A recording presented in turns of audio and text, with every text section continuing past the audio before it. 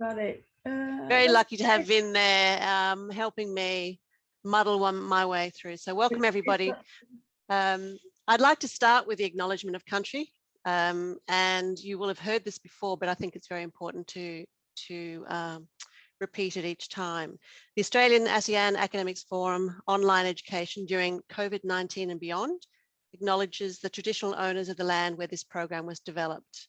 The Palawa people of the Lutruwita Nations.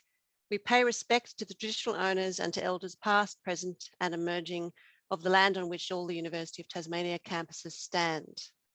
On behalf of the University of Tasmania, we acknowledge all countries participating in this forum and acknowledge their elders and ancestors and their legacy to us.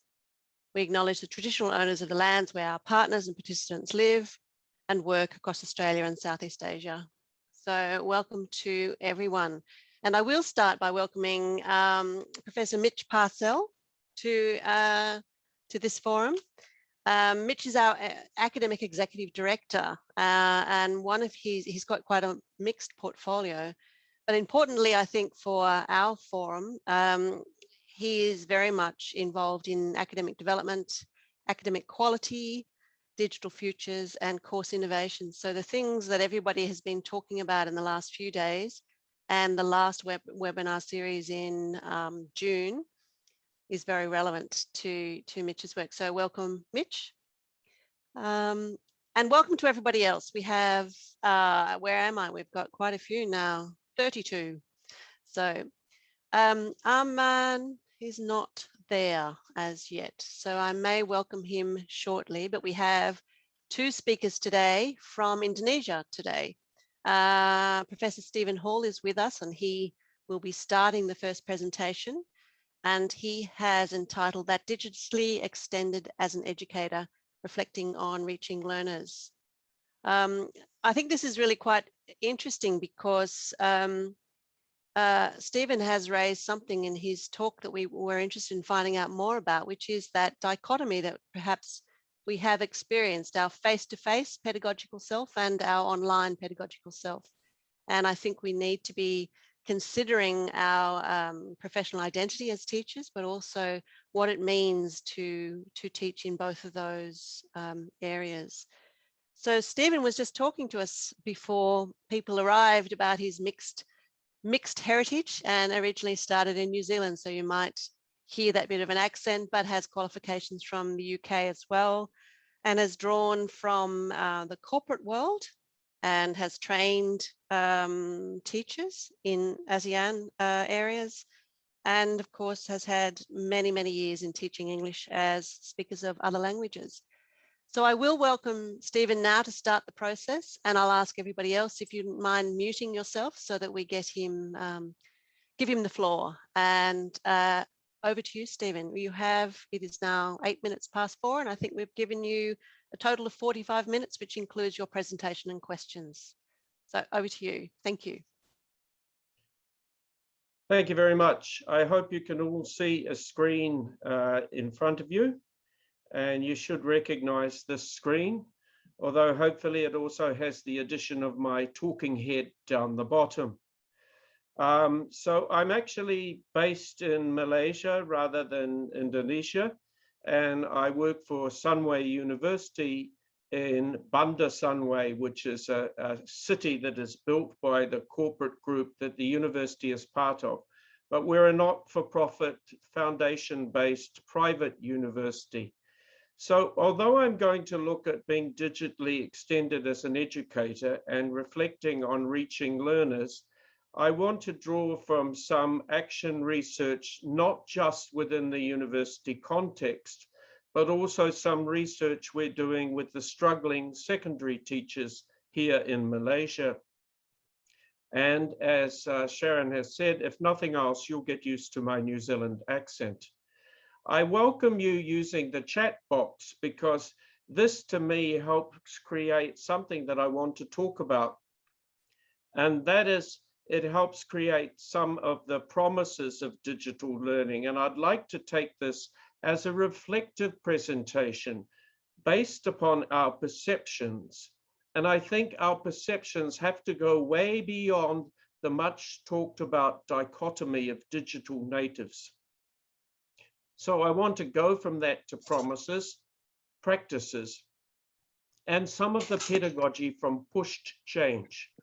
So I think, like you, we were suddenly told, go online, and we had no choice. And my university said, because when COVID struck Malaysia, it gave us basically 3 weeks before our semester started. So they said, you are online in 3 weeks.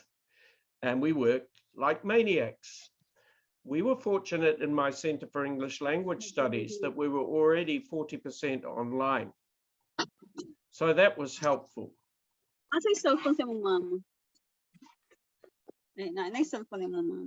So can I just ask if you could mute your mic if you're part of this, because it will make the quality easier.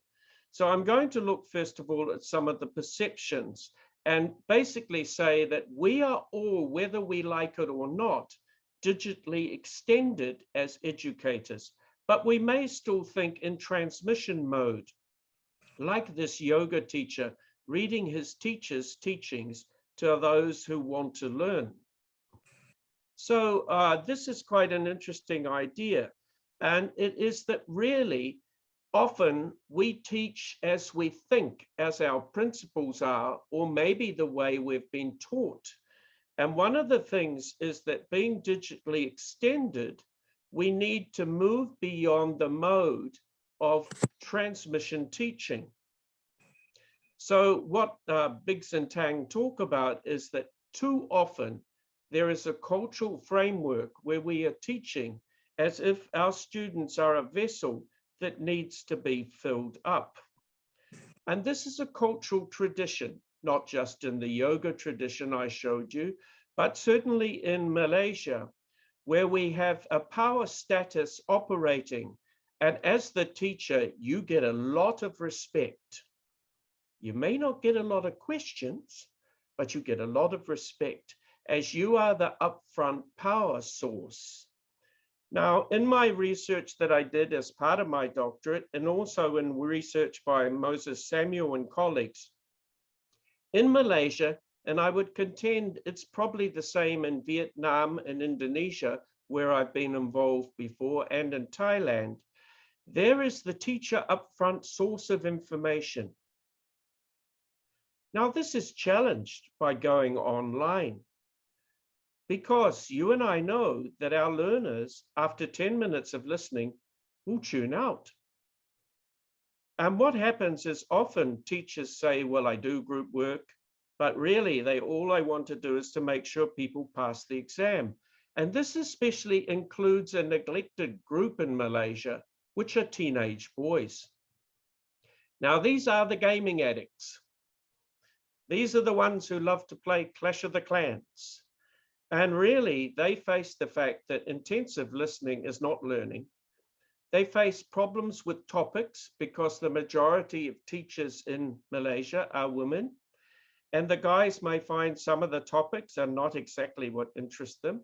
And the boys are missing out because often physical activity doesn't happen, and more so now online. And they are lost in the world of games. And yet when it comes to university, they don't make it. And this statement from the Penang Institute is still true. So perhaps it's because they suffer from the model of teaching which dominates. I fill the vessel. I get them to write and write as I want them to write. But questioning this is not new. Have a quiet read of a guy called Socrates, who was around just a little bit before you and I were.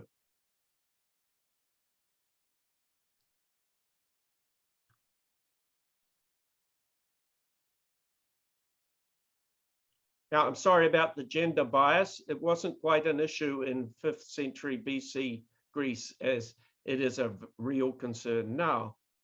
And of course, even Socrates is being digitally reinvented. This is a site on using the Socratic method in physics. And it says, challenge assumptions, explore alternatives, consider implications. And I hope that's what we do in this presentation, because this is the world that most of our learners live in.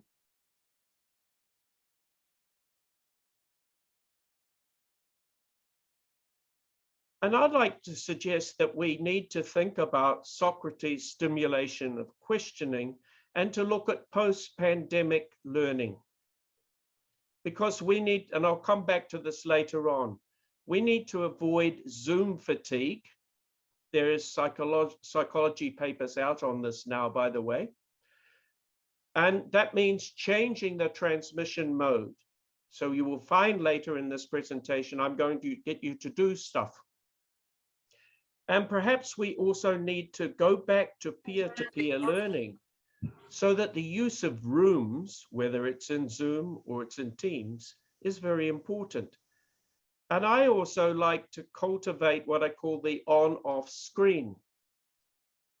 It's very difficult to teach to a set of initials. And I also like to model things through the chat in terms of questioning.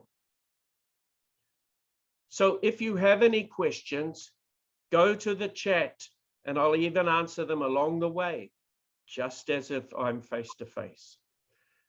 And I'd also like to move on and draw on the work of a really wonderful design scholar called David White, where he talks about making a sense of presence, and I'll come to that. So we're looking at perceptions and what are our students doing? I'd like to share some perceptions from some of my students from a small scale study I did, and these are pre-university students. They like the use of the phone in the class, something our Ministry of Education thinks is heresy. Oh, a phone in the class, ah! However, students like it. They like to go online. They think lecturers need to change their roles and they want to know more about digital literacy. Now, these same students during our pandemic online learning came up with these things. They critiqued the online infrastructure and compared it to phone connectivity and phone apps. Yeah, and I've talked elsewhere about phone apps and what we can learn from phone apps and how useful they can be. Now, our students preferred live to recorded learning. They still like some interaction. However, they liked being able to go back to the recordings. Often they interact with the camera off. This has its challenges in terms of learning. And they viewed blended learning as here to stay. So this was a small scale study that's in press of about 76 students. But notice the last one, blended learning is here to stay. And aligned with that is this quote from way back when of Marshall McLuhan's.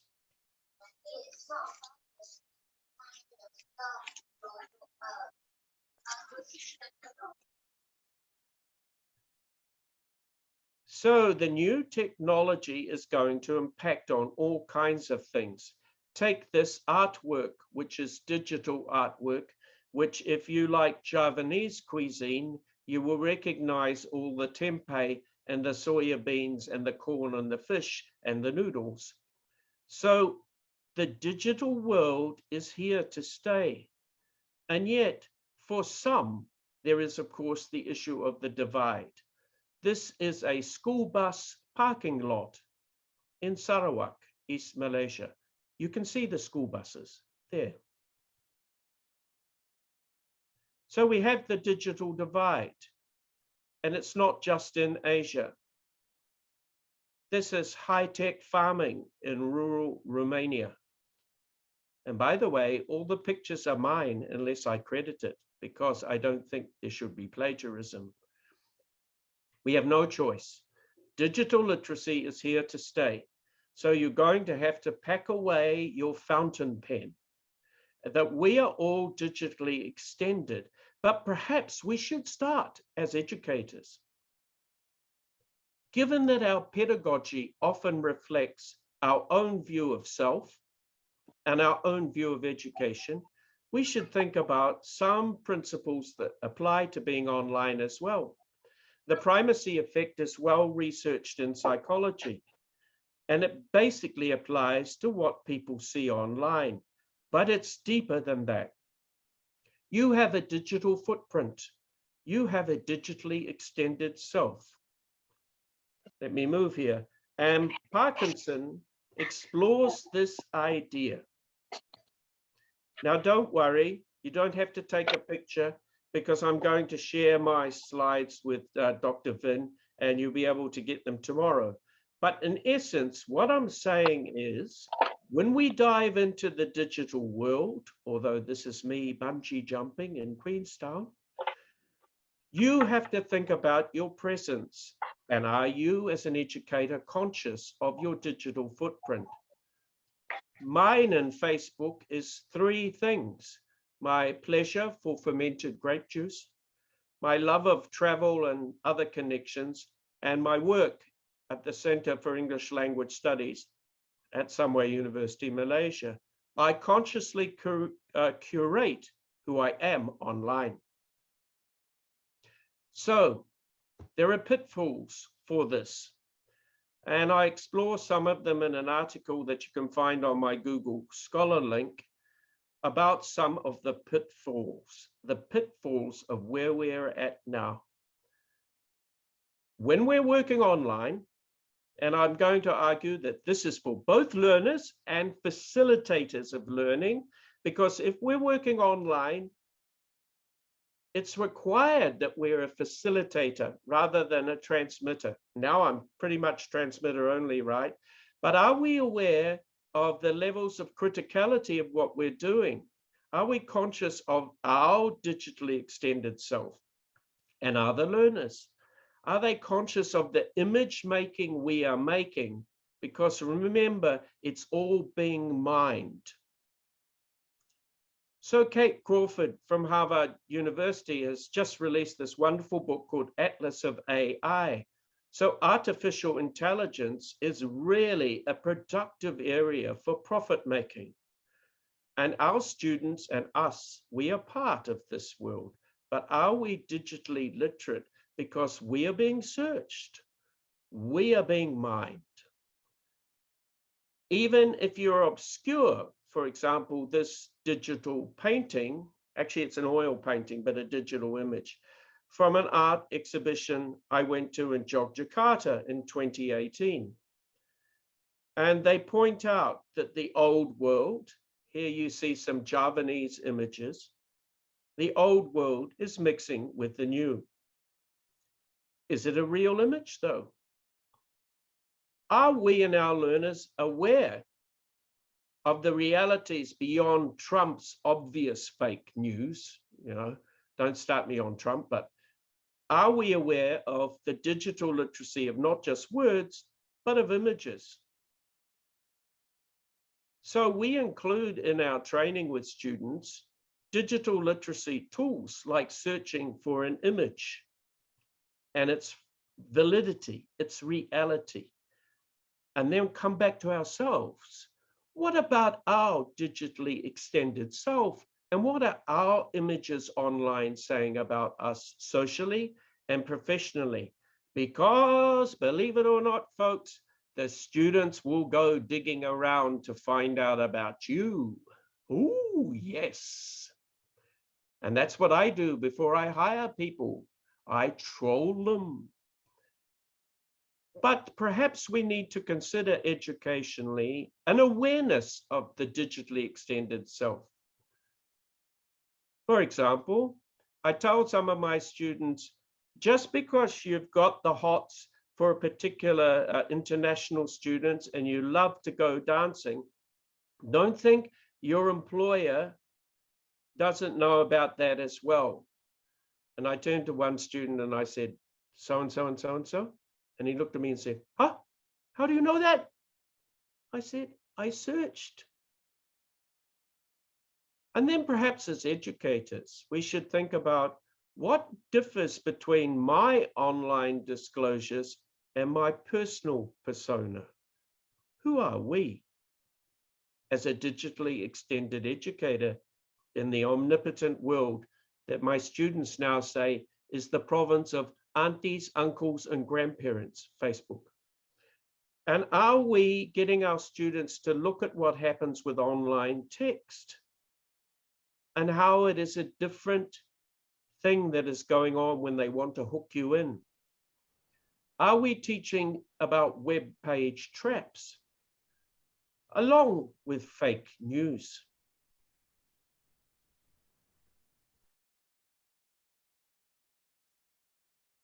So I talk about the meta discourse that happens in terms of accuracy. This is my Sesame Street, A, B, C, D. Accuracy, the buy-in text, the clickbait. Woo, I better click that bargain. And where they want you to go downstream. And perhaps we and our learners need to look at the filters at work and how creativity is limited by saying just ask, as we say in Malaysia, ask Auntie Google, ask Uncle Google. It's way beyond that. Yeah, so we have to educate, I think, our learners also about databases and other search engines, because Google gives you more of what you like. Yeah, and do our learners check? My small research suggests they don't check the validity of things. They don't look at what is happening online as they lure you, call you to action. So this is the world that we miss, but so is this the world that we miss. So perhaps our education has to go way beyond transmission and regurgitation, because the information is all out there. And plagiarism is something that is a problem that has to be dealt with. So perhaps we need to think about some of the promises that are here. And you and I have this. Digital education, online's instant. It's mass. There's lots of information. You can see it. You can read it. You can do everything but smell it. And the promises of our online education are on demand anytime. So I could be sitting in one of my favorite beaches in my hometown of Gisborne on the east coast of New Zealand, and could be doing this from Waikanai's nice cafe there, because this is the world that is coming. Education on demand, where you want it, but is it personalized? Now, does this just mean WhatsApp? No, it doesn't.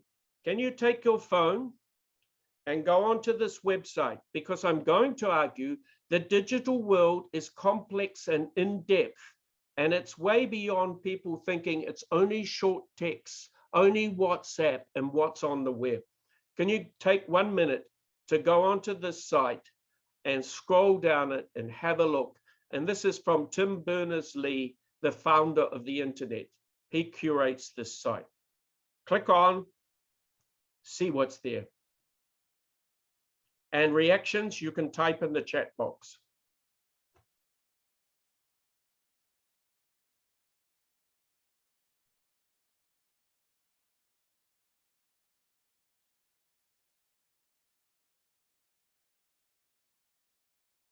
I welcome your reactions in the chat box. Yeah, you go down the bottom between participants and share screen, you'll see chat. Yeah, it is mind-boggling, Sharon. Okay, you have to type the link, Dr. Mastisa. It's hard to click it from my screen, and none of the numbers are decreasing. So, okay, I'll send the link then.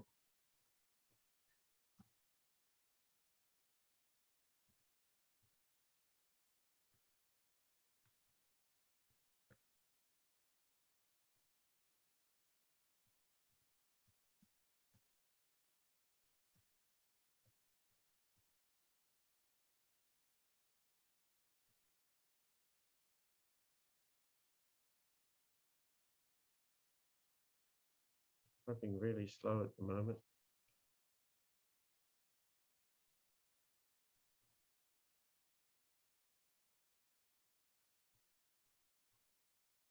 Okay, you've got the link.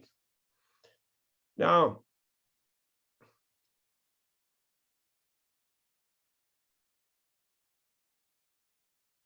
okay. Hackers are very active. You're dead right there, Irish. The hackers are active. Okay, now, here's the interesting thing. Digital literacy, we are all Netsians, but what about our presence? You've seen those numbers, and the texts are varied. This is the other important thing. But one of the things that's missing, personal participation is there, but how do we foster that with learning online? And the idea of placemaking, how do we get our learners involved in what we're doing, and how do we personalize it?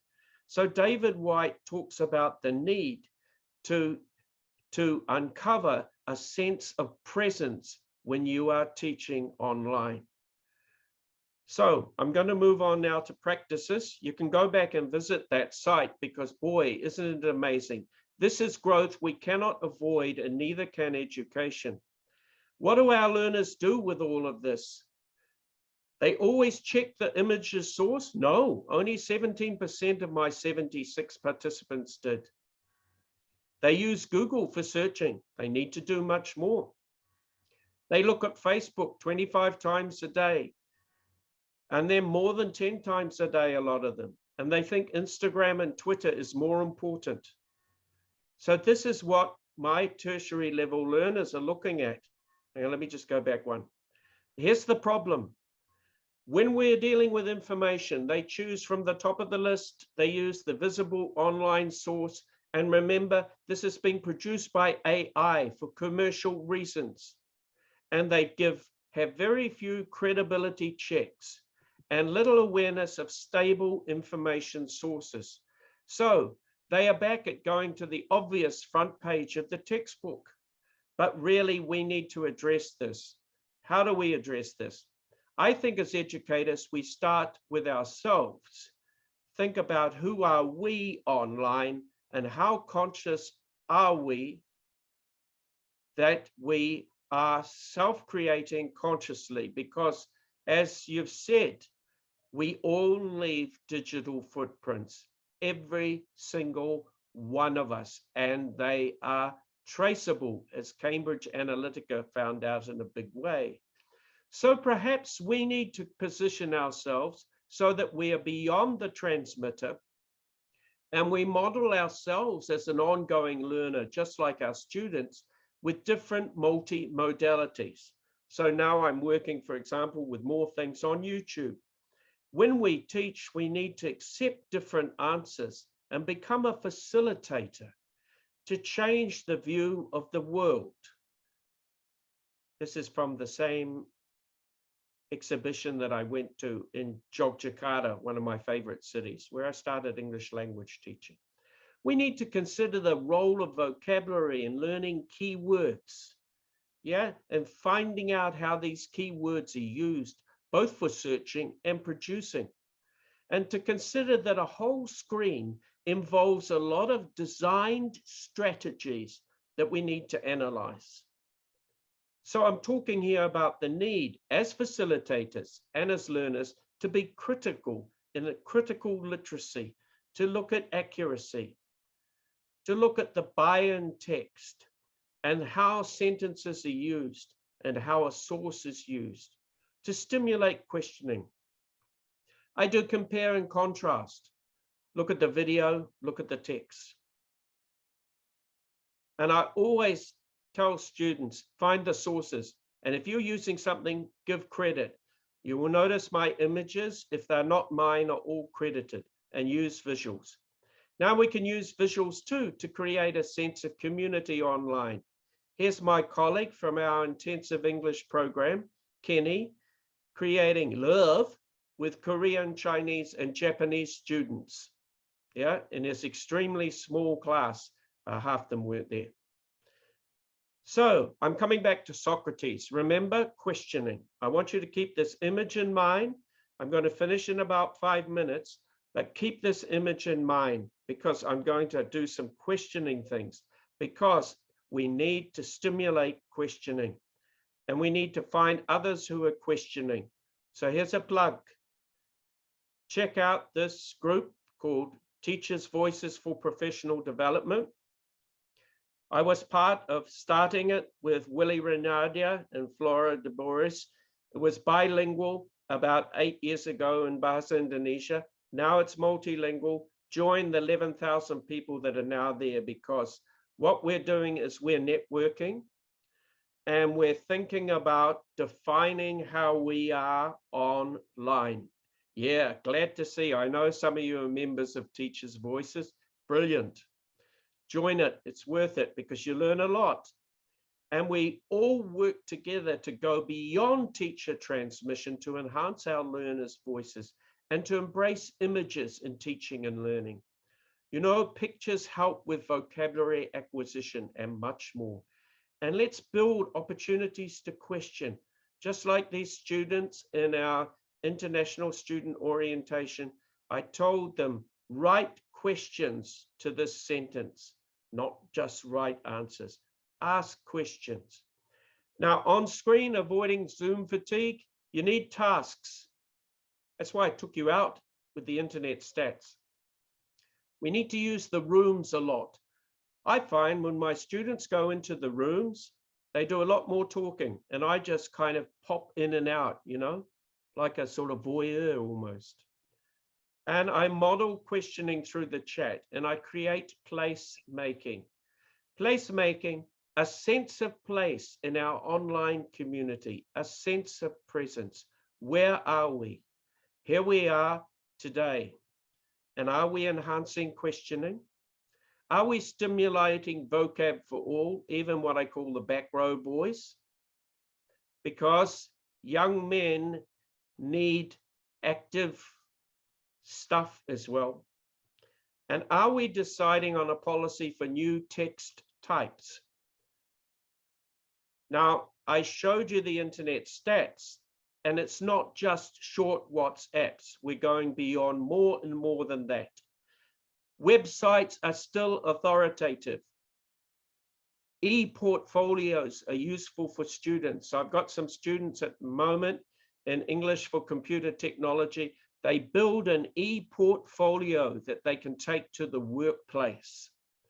And am I, as an educator, modeling ongoing learning? Am I modeling my learning as a digitally extended individual? Here's a quote. Now, this is from the net. A Socrates quote. Socrates? It's all quoted as Socrates, but it wasn't. So this widely espoused Socratic quote is nothing of the sort. So we need to be critical and develop critical literacy and develop questions, which is the point where I'm going to finish by saying, question who you are as a digitally extended educator, and think about how we can reach learners in this time, because online learning and blended learning are not going to go away. If you want to know more, we have a YouTube channel. So here's something that we're also doing, because we have to reach learners in many varied ways, because they are all online, and we've got to go beyond the transmission mode to create interaction and digital literacy. Thank you very much.